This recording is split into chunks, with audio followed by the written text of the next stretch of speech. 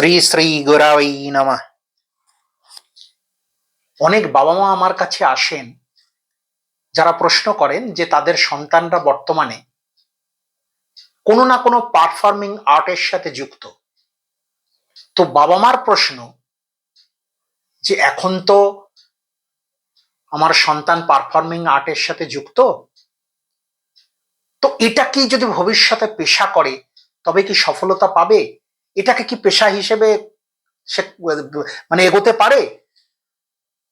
তো দেখুন, এখানে প্রথম যে কন্ডিশনটা আনা হয়, প্রথম যে শর্তটা আনা হয় অ্যাস্ট্রোলজিক্যাল অ্যাসপেক্ট থেকে, সেটা হলো শুক্র, ভেনাসের পজিশন। কারণ শুক্র হলো ক্রিয়েটিভ আর্ট, যে কোনো ধরনের ক্রিয়েটিভ আর্ট তার কারক গ্রহ হলো শুক্র বা ভেনাস।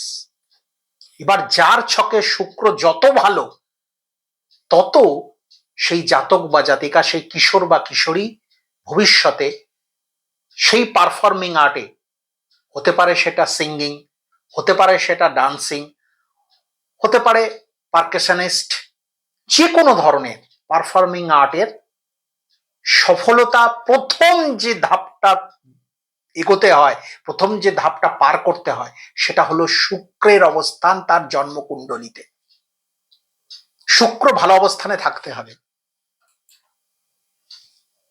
এবং শুক্র উচ্চস্থ হলে তবে একটা আশা করা যায় যে সেই জাতক বা জাতিকা, সেই কিশোর বা কিশোরী ভবিষ্যতে তার পারফর্মিং আর্টকে পেশা হিসেবে গ্রহণ করতে পারে, আদারওয়াইজ নট। তা প্রথম কন্ডিশন হলো শুক্র তার উচ্চস্থ কিনা। শুক্র কোনোভাবে পীড়িত হলে চলবে না, শুক্র কোনোভাবে অ্যাফ্লিক্টেড হলে হবে না। তো আসুন আজকে এমন একজনের জন্মকুণ্ডলী নিয়ে আমরা আলোচনা করি, যার জন্মকুণ্ডলিতে এমন কি কি বিশেষ যোগ আছে যার ফলে তিনি বিশ্ববন্দিত হয়েছিলেন। হয়তো ঠিকই ধরেছেন, থাম্বনেলটা দেখে ঠিকই ধরেছেন। হ্যাঁ, আমি ওস্তাদ জাকির হোসেনের কথা বলছি, বিশ্ববন্দিত তবলাবাদক, যিনি তবলাকে একটা নতুন ঘরানা এনেছিলেন। কি ঘরানা? না, তার আগে পর্যন্ত, জাকিরজির আগে পর্যন্ত বলা হতো কোনো বিশিষ্ট শিল্পীর সাথে, হয়তো কোনো প্রবাদ প্রতিম শিল্পীর সাথে, হয়তো কোনো প্রবাদ প্রতিম তবলাবাদক সঙ্গত করছেন বলা হতো। যেমন রাধাকান্ত নন্দী, একজন প্রবাদ প্রতিম তবলাবাদক রাধাকান্ত নন্দী। কি বলা হতো না, মান্নাদের, বিশিষ্ট শিল্পী মান্নাদের সাথে তবলায় সঙ্গত করছেন প্রবাদ প্রতিম শিল্পী বা বিশিষ্ট শিল্পী রাধাকান্ত নন্দী। কিন্তু জাকির হোসেন ফার্স্ট তবলা ম্যাএস্ট্রো, প্রথম তবলা ম্যাএস্ট্রো, ভারতবর্ষে তো বটেই, সম্ভবত সারা বিশ্বে, যিনি সোলো পারফর্মিং করে দেখালেন তবলার উপর। তবলা নিয়ে যে সোলো পারফর্ম করা যায় ঘন্টার পর ঘন্টা, অডিটোরিয়ামের জনগণকে, দর্শককুলকে আবিষ্ট করে রাখা যায়, মেসমারাইজড করা যায়, মন্ত্রমুগ্ধ করে রাখা যায়, এটা জাকির হোসেন প্রথম দেখালেন সোলো পারফর্ম করে। সেই জন্যই জাকির বিশ্ববন্দিত। তবলাবাদক অনেক আছেন, তারা সবাই বিশিষ্ট তবলাবাদক, আমি সবাইকে যথোচিত সম্মান জানিয়েই বলছি, কিন্তু জাকিরজি একজনই হন যিনি বিশ্ববন্দিত। তা কি ছিল তার জন্মকুণ্ডলিতে, বিশেষ কি কি যোগ ছিল, একটু আলোচনা করা যাক। দেখুন, প্রথম কথা বলি, জাকিরজির জন্মছকটা নিয়ে একটু প্রথমে বলে নি। জাকিরজির লগ্ন বৃষ, জাকিরজির চতুর্থে বসে আছে কেতু, পঞ্চমে শনি, ষষ্ঠ সপ্তম অষ্টম নবম ফাঁকা, দশমে রবি বুধ বৃহস্পতি রাহু, একাদশ ভাবে মঙ্গল চন্দ্র শুক্র। শুক্র কোথায়? শুক্র কিন্তু তার লগ্নাধিপতি, যেহেতু বৃষ লগ্ন, তার লগ্নাধিপতি শুক্র কোথায় বসে আছে? মীন রাশিতে, তার একাদশ ভাবে উচ্চস্থ হয়ে। মীন রাশিতে শুক্র উচ্চস্থ এবং তার একাদশ ভাব মানে প্রাপ্তি যোগ, আয় ভাব বা প্রাপ্তি যোগ, যে ঘর থেকে আমাদের কিছু প্রাপ্তি আমরা পাই। তো জাকিরজির প্রাপ্তি যোগের যে ঘর, যে ভাব, সেখানে কে বসে আছে? উচ্চস্থ শুক্র। বুঝতে পারছেন তো? এবারে এটা তো একটা প্রথম গেল যে শুক্র উচ্চস্থ। দ্বিতীয়টা কি? উনার এমন কিছু কম্বিনেশনস আছে যা দুর্দান্ত রাজ্য তৈরি করছে, দুর্দান্ত রাজ্য, এমন কিছু কম্বিনেশনস। এবার আসুন আমরা সেই কম্বিনেশনস গুলো নিয়ে একটু আলোচনা করি। দেখুন, প্রথমে বলি জাকিরজির প্রথম এবং সপ্তম ভাবের অধিপতি সমন্বয়ে অবস্থিত। প্রথম ও সপ্তম ভাব বলতে প্রথম ভাব তো আগেই বললাম বৃষ লগ্ন, প্রথম ভাব, তার অধিপতি শুক্র, আর সপ্তম ভাব হচ্ছে তার বৃশ্চিক লগ্ন, যার অধিপতি মঙ্গল। সেই মঙ্গল আর শুক্র কোথায় বসে আছে? তার একাদশ ভাব প্রাপ্তি স্থানে। রাজযোগের প্রথম কম্বিনেশন। সেকেন্ড কম্বিনেশন, প্রথম ও নবম ঘরের অধিপতি একে অপরকে দৃষ্টি দিচ্ছে। প্রথম ঘরের অধিপতি শুক্র আর নবম ঘরের অধিপতি শনি। সেই শুক্র আর শনি একে অপরকে দৃষ্টি দিচ্ছে। অ্যানাদার কম্বিনেশন রাজযোগের। তৃতীয় কম্বিনেশন, প্রথম এবং দশম ঘরের অধিপতি একে অপরকে দৃষ্টি দিচ্ছে।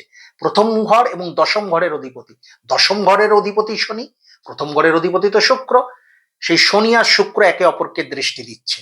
Another combination of Rajyoga.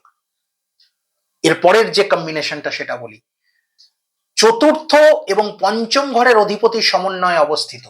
চতুর্থ ঘরের অধিপতি কে? রবি। আর পঞ্চম ঘরের অধিপতি বুধ। রবি আর বুধ তার কোথায় বসে আছে? দশম ভাবে সমন্বয়ে অবস্থিত। এটা হলো রাজযোগের অ্যানাদার কম্বিনেশন, প্রথম ও চতুর্থ ভাবের অধিপতি সমন্বয়ে অবস্থিত। লাস্ট যে রাজযোগের কম্বিনেশন সেটা হলো সপ্তম এবং নবম ভাবের অধিপতি একে অপরকে দৃষ্টি দিচ্ছে। নবম ভাবের অধিপতি শনি, সপ্তম ভাবের অধিপতি নবম আর সপ্তম ঘরের অধিপতি মঙ্গল। তাহলে নবমের অধিপতি শনি আর সপ্তমের অধিপতি মঙ্গল একে অপরকে দৃষ্টি দিচ্ছে। মঙ্গল কোথায় বসে আছে? তার একাদশ স্থানে। আর শনি বসে আছে তার পঞ্চম স্থানে, একে অপরকে দৃষ্টি দিচ্ছে। এই এতগুলো ভালো ভালো কম্বিনেশনস যা অনবদ্য রাজযোগের তৈরি করছে, দুর্দান্ত রাজযোগ তৈরি করছে। তাহলে গেল শুক্র উচ্চস্থ, দ্বিতীয় রাজযোগ। তৃতীয় যেটা শশী মঙ্গলা যোগ। দেখুন, শশী মঙ্গলা যোগটা কাকে বলে আগে সেটা বলে নি। শশী মানে হলো চন্দ্র, আর মঙ্গলা মানে মঙ্গল, বুঝতেই পারছেন। তো এই চন্দ্র এবং মঙ্গল যদি একসাথে কোনো ঘরে থাকে, যেমন উনার ক্ষেত্রে চন্দ্র আর মঙ্গল বসে আছে সেই একাদশ ভাব প্রাপ্তি স্থানে, চন্দ্র আর মঙ্গল একত্রে বসে আছে। এই যে চন্দ্র আর মঙ্গল একত্রে বসে আছে, এইটা তৈরি করছে শুভ শশী মঙ্গলা যোগ। এই শশী মঙ্গলা যোগের এফেক্টে কি হয়? শশী মানে হলো চন্দ্র, চন্দ্র মানে হলো ব্রেন, আর মঙ্গল মানে হলো শরীরের কারক গ্রহ, মানে শরীরের বিভিন্ন অঙ্গ প্রত্যঙ্গের কারক গ্রহ হলো মঙ্গল। তো এই শশী মঙ্গলা যোগ যদি কোনো শুভ ভাবে থাকে, একাদশ ভাব শুভ ভাব প্রাপ্তি স্থান, সেইখানে শশী মঙ্গল চন্দ্রমঙ্গল একসাথে বসে থাকার ফলে তার যেটা হবে সেটা হলো তার ব্রেন এবং তার হাত বা পা বা কোনো অঙ্গ এট এ টাইম একসাথে কাজ করবে, যেটা তার হতো।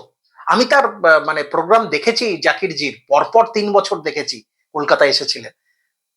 তো মুহূর্তের মধ্যে, ফ্র্যাকশন অফ সেকেন্ড, অডিয়েন্স কিছু বোঝার আগেই তিনি বল চেঞ্জ করে দিচ্ছেন, তিনি তাল চেঞ্জ করে দিচ্ছেন। তুমুল করতালি, সারা অডিটোরিয়াম জুড়ে তুমুল করতালি, করতালিতে ফেটে পড়ছে। কেন? মুহূর্তের মধ্যে তিনি সব করছেন, ফ্র্যাকশন অফ সেকেন্ড চেঞ্জ করে দিচ্ছেন।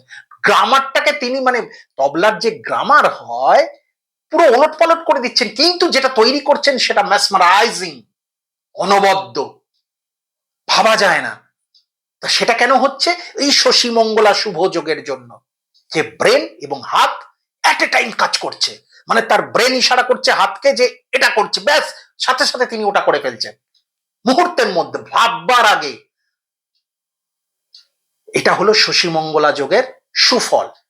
শশী মঙ্গলা যোগটা ভালো স্থানে থাকতে হবে, যেহেতু এটা একাদশ স্থান প্রাপ্তি স্থানে, তাই এই শুভ যোগের এফেক্টটা উনি পেয়েছেন। এরপরে যে আর একটা শুভ যোগ তার আছে সেটা হলো বসুমতী যোগ। বসুমতী মানেই কিন্তু বসুন্ধরা। তো কারোর জন্মছকে যদি রাজযোগ, শশী মঙ্গলা যোগ এবং বসুমতী যোগ থাকে শুক্র উচ্চস্থ শুভ স্থানে, সেক্ষেত্রে তিনি বসুন্ধরায় দারুণভাবে সমাদৃত হবেন, অর্থাৎ সারা পৃথিবী জুড়ে তার নাম ছড়িয়ে পড়বে, তিনি বিশ্ববন্দিত হবেন। এবার বসুন্ধরা যোগটা কিভাবে হয়? যখন শুভ গ্রহ শুক্র, বৃহস্পতি বা বুধ লগ্ন বা চন্দ্র থেকে উপচয় স্থানে অবস্থান করে। উপচয় স্থান কোনগুলো? তৃতীয় ভাব, ষষ্ঠ ভাব, দশম ভাব এবং একাদশ ভাব। তো এই ভাবগুলোর কোনো ভাবে যদি শুক্র, বৃহস্পতি এবং বুধ এই তিনটে নৈসর্গিক শুভগ্রহ যদি অবস্থান করে, তবে তৈরি হয় বসুন্ধরা যোগ বা বসুমতী যোগ। যেই বসুমতী যোগ, তাহলে কি হলো? শুক্র উচ্চস্থ, শশী মঙ্গলা যোগ, দুর্দান্ত রাজযোগ এবং বসুমতী যোগ। এই এতগুলো যোগের কারণে আজকে কিন্তু তিনি বিশ্ববন্দিত তবলা ম্যাএস্ট্রো ছিলেন, বা তার নাম, তিনি হয়তো চলে গেছেন কিন্তু নাম তার সারা জীবন ধরে মানুষ শুনবে তার নাম, যে তিনি কত বড় তবলাবাদক ছিলেন, কত বড় তবলা ম্যাএস্ট্রো ছিলেন। এবার দেখুন, অনেকেই হয়তো বলবেন যে আচ্ছা, জাকিরজি যে সময় জন্মগ্রহণ করেছিলেন, যে স্থানে জন্মগ্রহণ করেছিলেন, সেই স্থানে সেই সময় তো অনেক শিশু জন্মগ্রহণ করেছেন, তো তাদেরও তাহলে এই যোগগুলো আছে, তাহলে তারা কেন এই যোগগুলোর সুফল পাচ্ছেন না, বা তারা কেন জাকিরজির মতো হতে পারলেন না? দেখুন, এখানে একটা কথা তো মানতেই হবে, ঘরানা একটা বড় ফ্যাক্টর। আপনি কোন ঘর থেকে উঠছেন, এটা একটা বড় ফ্যাক্টর। জাকিরজি কাকে পেয়েছিলেন শিক্ষাগুরু হিসেবে? তার পিতাকে, ওস্তাদ আল্লাহ রাখাকে। ওস্তাদ আল্লাহ রাখাকে যিনি গুরু হিসেবে পেয়েছেন, পিতা হিসেবে পেয়েছেন, সাথে এই যোগ, তিনি বিশ্ববন্দিত হবেন না তো কি অন্য কেউ বিশ্ববন্দিত হবে? আর কি ছিল? তার ডেডিকেশন, তার সাধনা। দেখুন, এত ভালো ভালো যোগ হয়তো অনেকেরই আছে পৃথিবীতে, কিন্তু ওই একবার জ্যোতিষী বলে দিয়েছেন আপনার চোখে না এত ভালো ভালো যোগ আছে, আপনার জন্মকুণ্ডলিতে এত ভালো ভালো যোগ আছে, ব্যাস তিনি অলস হয়ে গেলেন, পরিশ্রম করাই তিনি ভুলে গেলেন, সাধনা করাই তিনি ভুলে গেলেন। আমার তো ছকে এত, জন্মকুণ্ডলিতে এত ভালো ভালো কম্বিনেশন আছে, এত ভালো ভালো যোগ আছে, তাহলে আমাকে আর পায় কে? না, এই ভুলটা করবেন না। জাকিরজিকে আমি নিজে দেখেছি, ওই যে বললাম 3টে প্রোগ্রামে সামনাসামনি দেখেছি, কেননা আমি ফটোশুট করছিলাম ওনার, আমি সামনাসামনি দেখেছি। কি নিরলস পরিশ্রম করে চলেছেন, কি নিরলস পরিশ্রম, সোলো পারফর্ম করছেন ঘন্টার পর ঘন্টা, এতটুকু ক্লান্তি নেই, কোনো বিশ্রাম নেই, কোনো ক্লান্তি নেই, কোনো বিশ্রাম নেই, নিরলস তবলা বাজিয়ে যাচ্ছেন একভাবে, এবং তাতে ভেরিয়েশন, চমকপ্রদ সব ভেরিয়েশন আনছেন তাতে। তো এই যে জায়গাটা, এই যে সাধনা, তবেই তো তিনি সিদ্ধি লাভ করেছেন। ওই ডেডিকেশন, ওই সাধনাটা দরকার, আদারওয়াইজ কিন্তু যত ভালো যোগই থাক না কেন, আপনার কিন্তু সিদ্ধি লাভ ঘটবে না। আপনার সন্তানের কিন্তু শুক্র যদি উচ্চস্থ থাকে, রাজযোগ থাকে, বা শশী মঙ্গলা যোগ থাকে, বা বসুমতী যোগ থাকে, বা সবগুলো একসাথে থাকে, কিন্তু সে যদি পরিশ্রমী না হয়, সে যদি সাধনা না করে, বেকার, all goes in vein, all goes in vein. তাহলে এই ছকেই থেকে যাবে এগুলো। তাহলে কি কি দরকার? ঘরানাটা অবশ্যই দরকার, আল্লাহ রাখার মতো বাবা এবং আল্লাহ রাখার মতো শিক্ষা গুরু অবশ্যই দরকার, অবশ্যই দরকার জন্মছকে এত কিছু ভালো কম্বিনেশন, এবং তার সাথে তার নিজের কঠিন কঠোর সাধনা। এত কিছু থেকেও যদি নিজের কঠিন সাধনা না থাকে, তাহলে কোনোদিন কোনো ভালো কম্বিনেশন আপনার লাইফে কিন্তু ফুলফিল করবে না। Note it down. ফলে 3টে জিনিসই দরকার। জাকিরজির ক্ষেত্রে 3টে জিনিসই ঘটেছিল, তার থেকে অনেক কিছু আমাদের শেখার আছে। হতে পারে আমরা হয়তো অন্য অন্য ফিল্ডে আছি, পারফর্মিং আর্টে নেই, কিন্তু কি হয়েছে, তার ওই ডেডিকেশন, তার ওই নিরলস পরিশ্রম, ঘন্টার পর ঘন্টা ওই রকম ভাবে সাধনা, সেটা তো আমাদের অনুপ্রাণিত করে। আমরা যে যে জগতেই থাকি না কেন, সেটা আমাদের অনুপ্রাণিত করে, উৎসাহিত করে। ওনার মতো অত বড় মাপের শিল্পী, তিনিও যদি এত পরিশ্রম করেন ওই বয়সে এসে, তাহলে সেখানে আমরা কোন ছাড়? যাই হোক, আশা করি আজকে ছোট্টর মধ্যে বোঝাতে পারলাম। অনেকের প্রশ্নের উত্তরে হয়তো এই প্রোগ্রামের মাধ্যমে, এপিসোডের মাধ্যমে আপনারা জানতে পারলেন যে পারফর্মিং আর্ট, তাতে সিদ্ধ হতে গেলে, তাতে সিদ্ধি লাভ করতে গেলে কি কি যোগ দরকার, আশা করি বোঝাতে পারলাম। সবাই খুব খুব খুব ভালো থাকবেন। গুরু কৃপাহি কেবলম।